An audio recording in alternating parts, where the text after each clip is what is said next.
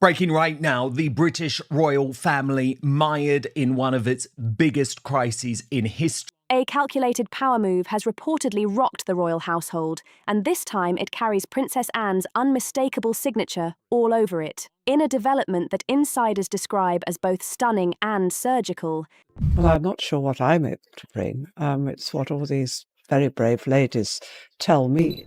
Anne has allegedly stopped Queen Camilla from participating in Prince William's coronation planning meetings, and the message behind it could not be louder. This wasn't chaos. It wasn't emotion. It was control. Behind palace walls, where every nod and glance carries meaning, tensions have quietly reached a boiling point. What should have been a smooth, dignified preparation for Prince William's future reign has turned into something far more layered. The monarchy thrives on order, hierarchy, and tradition, but even the strongest systems feel pressure when influence begins to stretch beyond its expected boundaries. For generations, royal transitions followed a clear script. The heir steps forward, senior figures support, the institution presents unity, clean, structured, predictable. But this time, insiders say the rhythm shifted. What was meant to be a steady march toward William's coronation became clouded by undercurrents, subtle disagreements, silent recalculations,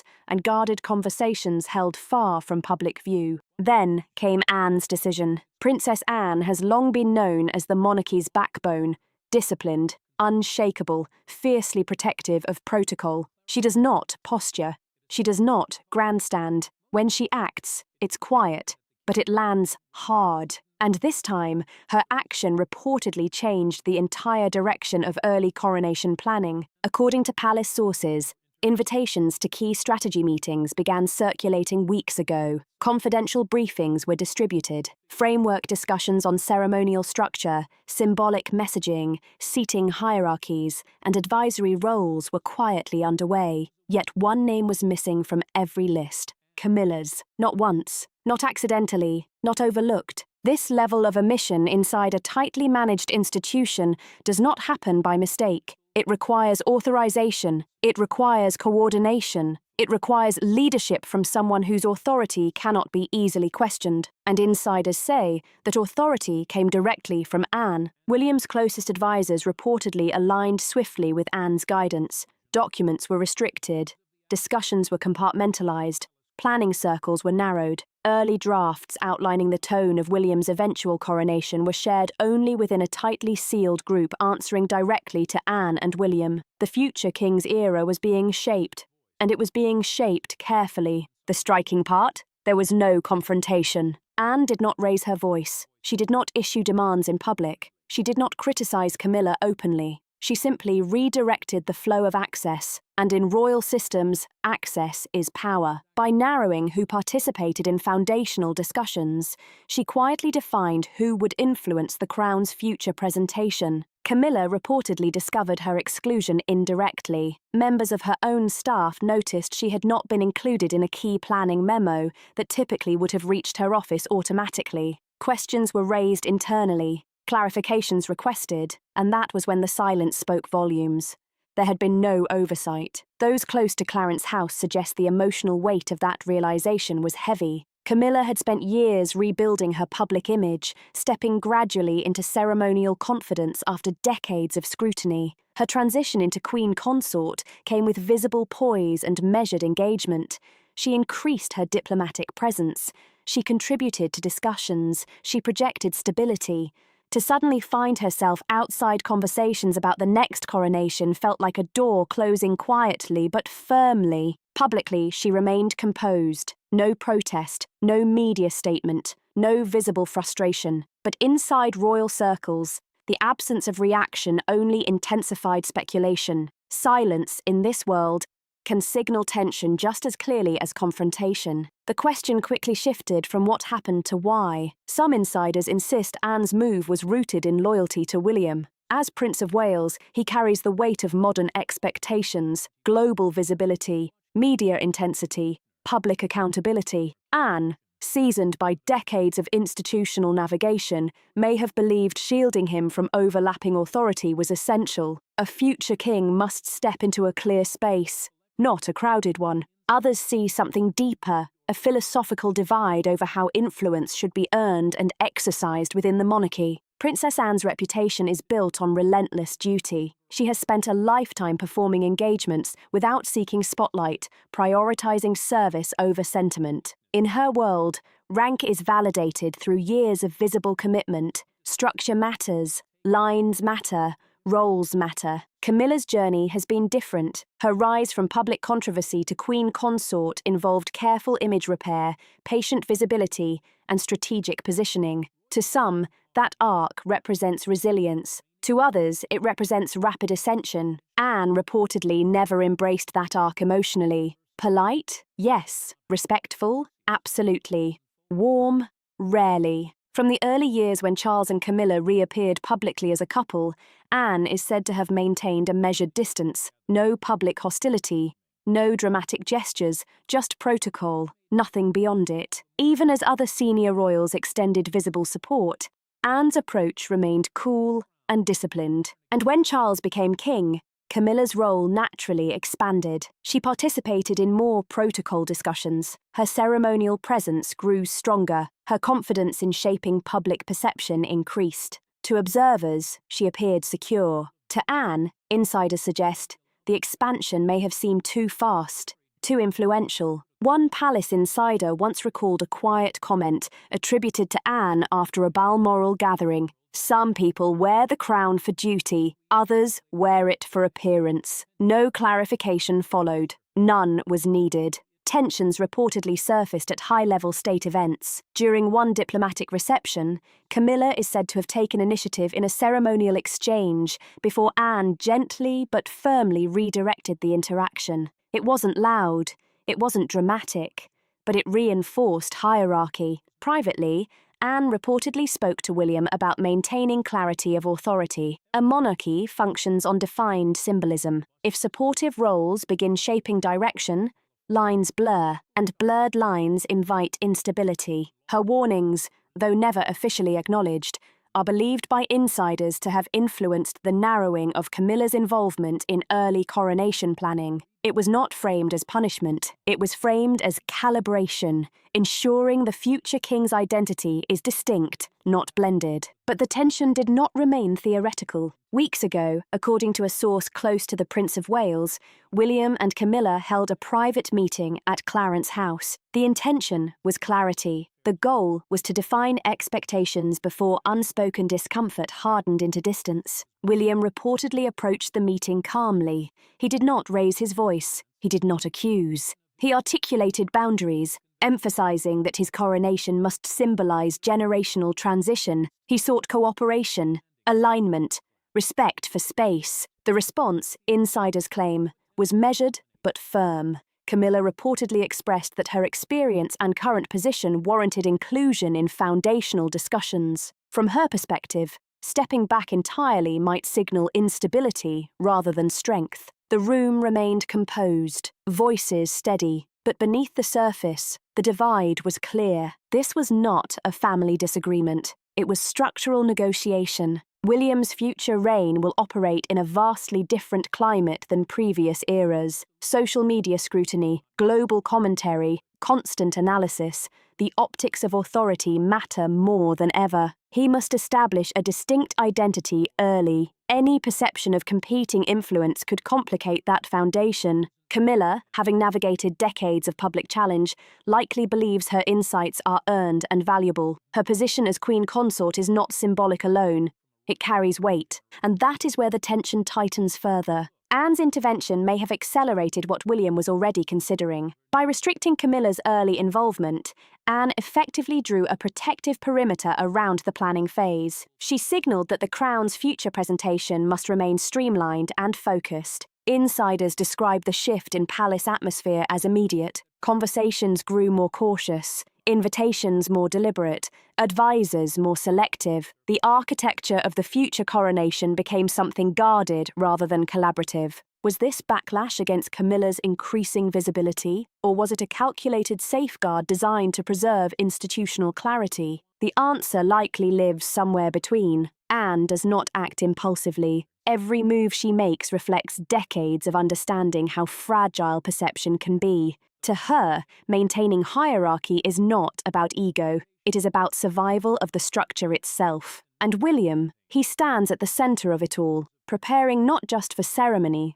but for legacy. He cannot inherit blurred authority. He cannot share symbolic leadership before he formally assumes it. So when he requested that meeting, he did so not as a stepson seeking reassurance, and not as family negotiating feelings, but as the Prince of Wales preparing for the crown. His intention was simple, yet firm: a calm conversation about boundaries, a respectful request for space, and a clear path forward into his reign. What was meant to be a calm conversation quickly turned into a quiet battle of authority, and this time, neither side blinked. Instead of clarity, the meeting between Prince William and Queen Camilla became a test of resolve that insiders say changed everything. According to those familiar with what happened behind those closed doors, William spoke directly but respectfully. His tone was controlled, measured, almost diplomatic. He explained that coronation planning was no longer theoretical. It had begun,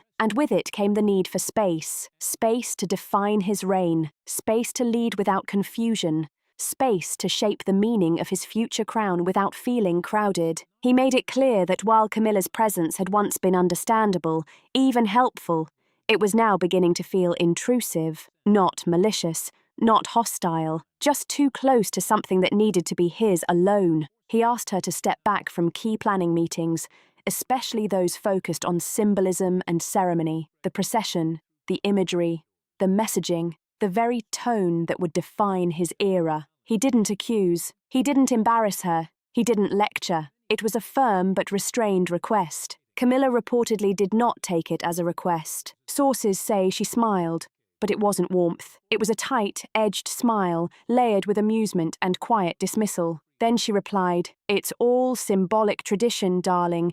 Nothing more." To an outsider, that line might have sounded casual, harmless, almost playful. But to William, insiders claim, it landed differently. It felt like a refusal to acknowledge the weight he was carrying, a denial that this moment was bigger than ritual, a dismissal of the generational shift happening right in front of her. And that is when something shifted. Breaking from his usual composure, William responded sharply. Those close to the exchange say his next words still echo in private conversations across palace corridors. "This is not your crown to shape." The sentence was not loud. It did not need to be. It fell heavy and final. The air reportedly thickened. No shouting followed, no dramatic clash, just a long, loaded silence that said more than raised voices ever could. Then William stood up. He didn't wait for rebuttal. He didn't offer reassurance. He left the room, and with that exit, a line had been drawn. The very next day, he met privately with Princess Anne. The timing was no accident. That conversation with Camilla had clarified his thinking. This was no longer about personal discomfort. It was about authority, optics, structure, the long-term legacy of the monarchy. Anne, according to insiders, agreed immediately. There was no hesitation. No debate. If William believed boundaries were necessary, Anne would enforce them. Together, they decided Camilla would be excluded from further coronation planning sessions. But they would not announce it. They would not dramatize it. They would execute it quietly. And that is exactly what they did. Meeting agendas were subtly adjusted, guest lists refined, correspondence rerouted, planning sessions relocated, invitations distributed without Camilla's name attached. The shift was so controlled it almost felt invisible, unless you were looking for it. The palace, governed by silent signals and unspoken hierarchies, adapted quickly. It wasn't rebellion. It wasn't chaos. It was realignment. William drew the line. Anne reinforced it. The system followed. Camilla, however, was not prepared to be sidelined. When she finally discovered the exclusion, insiders say the reaction was immediate and fierce. Sources claim she erupted in frustration inside Clarence's house, reportedly exclaiming, "I am queen." But beneath the anger was something deeper: fear. Fear of losing relevance, fear of being gradually erased from the narrative, fear that influence once assumed secure was slipping through her fingers. The truth did not arrive through formal channels. It surfaced accidentally, a minor update on a staff calendar referencing a coronation planning meeting at Kensington Palace. Her name wasn't listed. At first, her team assumed it was a clerical mistake. Calls were made, messages sent, clarifications requested. Silence. That silence told the real story. She had not been forgotten. She had been deliberately removed. Panic rippled through her inner circle. Advisors urged calm.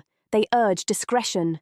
They urged patience. But the emotional impact ran deeper than strategy. This wasn't about a single meeting. It was about what the omission symbolized. Her voice no longer shaped the future crown. Fueled by that realization, Camilla reportedly confronted King Charles privately. Doors closed, voices raised, though nothing official would ever confirm it. She is said to have declared, "They cannot treat me like a guest." Charles, caught between husband and monarch, reportedly did not offer a decisive defense. He did not challenge William's authority. He did not override Anne's move. His response was measured, careful, non-committal. And in that moment, Camilla may have understood something that stung more than exclusion. The future king's position was not being challenged, not even by the reigning king. For years, Camilla had worked meticulously to rebuild her standing. She reshaped public perception through patience and strategic appearances. She navigated scrutiny with composure. She earned her position beside Charles, step by step. Now the institution itself seemed to be narrowing around her. Retreat, however, was not her instinct. Behind the scenes, her strategy shifted. Discussions reportedly began around recalibrating visibility. Public engagements were examined more carefully. Appearances were timed with intention. Advisors considered options, not to expose division, but to reinforce relevance. Yet even as those conversations unfolded, William's coronation planning continued without interruption. Alliances strengthened. Themes were refined. Direction was set. And then another shift quietly solidified the balance of power. Catherine, Princess of Wales, stepped forward, not dramatically, not aggressively, simply naturally. While Camilla struggled to maintain influence, Catherine's presence in planning sessions grew stronger. She did not demand space. She occupied it with ease. Her contributions were not decorative. They were foundational. Senior staff later described her involvement as essential from the very beginning. She helped shape tone.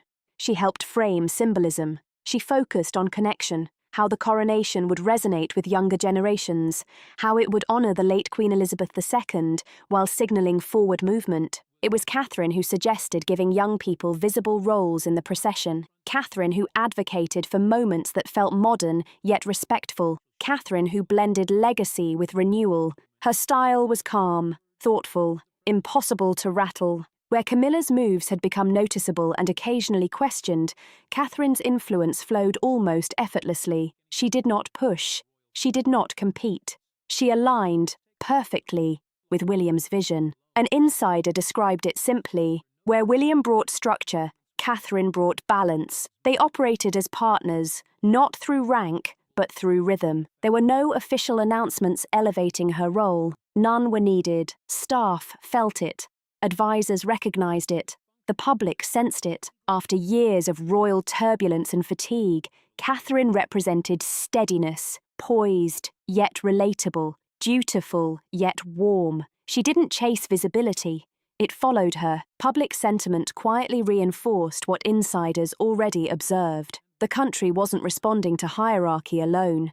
It was responding to authenticity. And Catherine's authenticity resonated. She never tried to replace anyone. She never positioned herself against Camilla. She simply embodied where the monarchy appeared to be heading. Inside palace corridors, one quiet truth became clear. The future queen was already acting like one. But just as William and Catherine's vision began settling into place, another private conversation threatened to reopen the fracture. At Windsor, King Charles requested a private meeting with Princess Anne. Sources later described the atmosphere as restrained but tense. Charles, reportedly feeling pressure from Camilla, sought reconsideration. He wanted Anne to soften the decision, to reintroduce Camilla into the planning process, to restore the appearance of unity. To Camilla, exclusion felt humiliating. To Charles, it risked visible division. But Anne did not come to Windsor to bend. She arrived as she always does, steady, focused, loyal to the institution first. Charles appealed not just as monarch, but as husband. He argued for cohesion, for optics, for compromise. Anne listened, but insiders say she did not retreat. To her, this was not about comfort. It was about protecting the future crown from blurred authority. If boundaries weakened now, they would erode later. If symbolism confused today, it would complicate tomorrow. Charles reportedly pressed gently. He spoke of unity, of perception, of avoiding fracture. Anne's response was simple and unwavering. The future king must stand unshadowed, and in that quiet refusal, the power structure became unmistakably clear. He spoke of loyalty. He spoke of redemption. He spoke of a woman who had stood beside him through decades of scrutiny and believed she had finally earned her place in history. King Charles III's voice, according to those present, carried the weight of years when he said quietly but firmly, "She is my wife." It wasn't simply a declaration of marital fact. It was layered, with memory, with defiance, with the ache of battles fought both publicly and privately. It carried echoes of the past, the years of criticism, the long shadow of scandal, the slow reshaping of public opinion. But Anne, Princess Royal, did not flinch. She did not raise her voice. She did not counter emotionally. She did not pace the room or gesture for emphasis. She simply stood, shoulders square, expression composed, posture unwavering. And when she spoke, it was with the calm authority of someone who had spent a lifetime placing duty above comfort. He is our future. She did not need to clarify who he was. Everyone in that room understood she meant William, Prince of Wales. The words did not echo.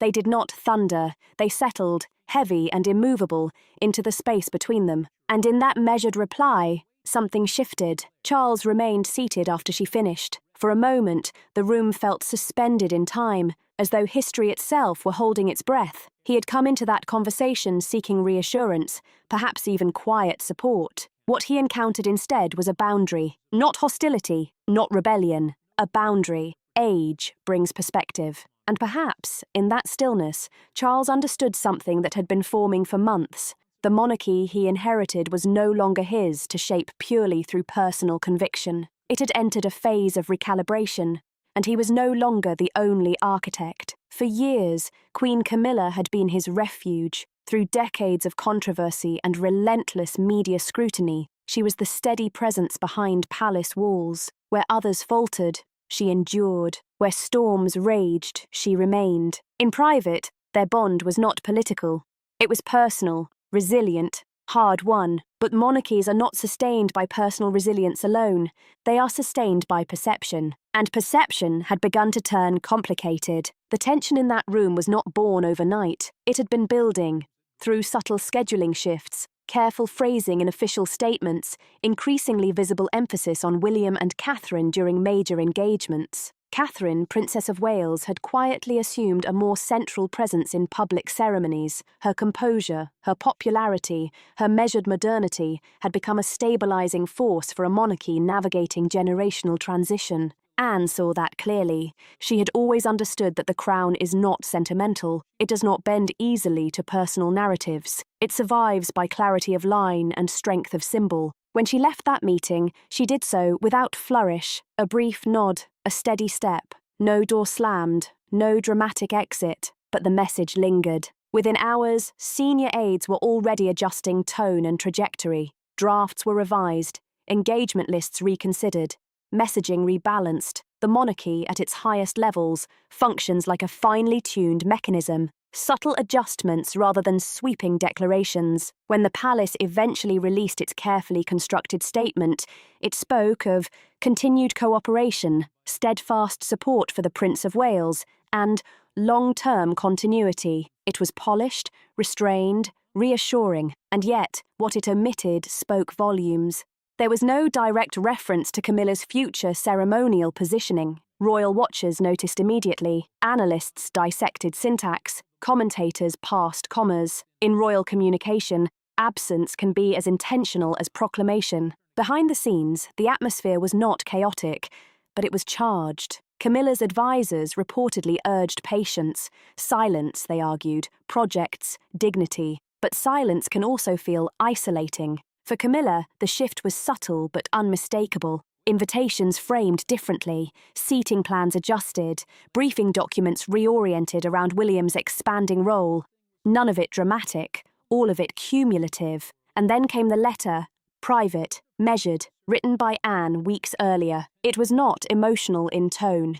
It was structured, almost strategic. Anne wrote of legacy as stewardship rather than ownership. She described tradition not as nostalgia, but as infrastructure, the scaffolding that keeps the institution upright during uncertain eras. She warned that blurred hierarchies weaken public confidence, that emotional loyalties, while human, must never appear to override constitutional clarity. She spoke of William as a bridge, a figure uniquely positioned to unify reverence for tradition with an understanding of modern public expectation. It was not a dismissal of Camilla. It was a prioritization of trajectory. Anne's central argument was simple. The monarchy must look forward without ambiguity. And ambiguity, she believed, had begun to creep in. Charles found himself in an increasingly delicate position. As husband, he felt protective. As king, he felt responsible. Those two instincts were not perfectly aligned. For a monarch raised under the unyielding example of Elizabeth II,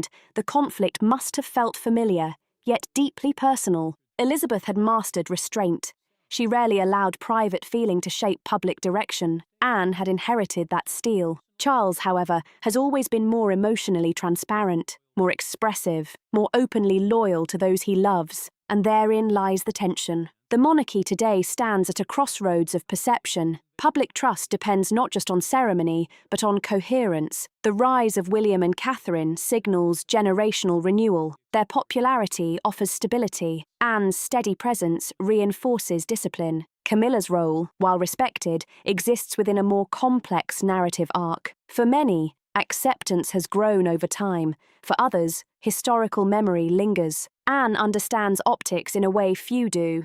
She has spent decades performing thousands of engagements without fanfare, without scandal, without distraction. Her authority is quiet, but formidable. Was her stance protective? Yes. Was it calculated? Undoubtedly. But calculation within monarchy is not cruelty, it is survival. Charles now faces a subtle but defining challenge: how to honour personal devotion while safeguarding institutional continuity. It is not a binary choice, but it requires careful choreography. There are whispers that further role delineations are being quietly structured for the coming years. A gradual consolidation of visible leadership around William, a soft narrowing of ceremonial spotlight. Nothing abrupt, nothing destabilizing, just evolution. The monarchy has always adapted through measured recalibration rather than revolution. This moment feels no different, though it carries emotional weight for those inside it. For Camilla, the path forward may involve embracing a quieter influence. For Charles, it may mean accepting that legacy sometimes requires letting others take center stage sooner than anticipated. For Anne, it is simply business as usual. Protect the crown, secure the line, steady the course. The silence after that meeting was not empty. It was transitional. And transitions, especially in institutions as ancient as this one, rarely announce themselves loudly. They unfold in glances, in phrasing, in the careful repositioning of chairs at state banquets. History may look back on this period not as a rupture, but as a refinement. The future king is preparing. The guardian sister has spoken. The reigning monarch is listening. And the crown, as always, endures. These moments remind us that behind the ceremony and tradition are very human dilemmas. Loyalty, legacy, love, and responsibility all colliding within gilded walls. Watching how those tensions resolve offers a rare glimpse into how modern monarchy balances heart and history. If you followed the royal family for years, you can likely sense the shift as well. Subtle, deliberate, but undeniable. And as events continue to unfold, they're found in dramatic headlines, but in the steady evolution of roles and relationships. I'd genuinely love to hear your perspective. Do you see this as a necessary strengthening of the monarchy's future, or as a painful reshaping of personal loyalty within it? Thoughtful discussion always makes these conversations richer, and if you enjoy exploring the deeper layers behind royal developments, the context, the nuance, the long-term implications, feel free to stay connected. There's always more beneath the surface, and the story is still unfolding.